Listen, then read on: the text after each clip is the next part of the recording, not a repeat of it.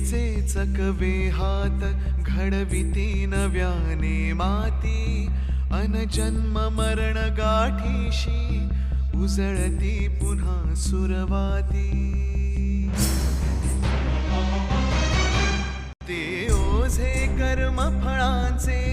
का भलत्याने उचलावे ते कर्ज कुणा दुसऱ्याचे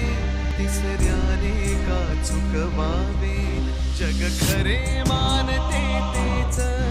जे जाणवते नीतिसते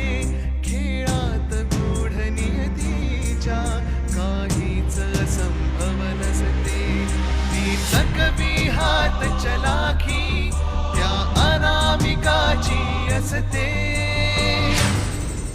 ती अनामिका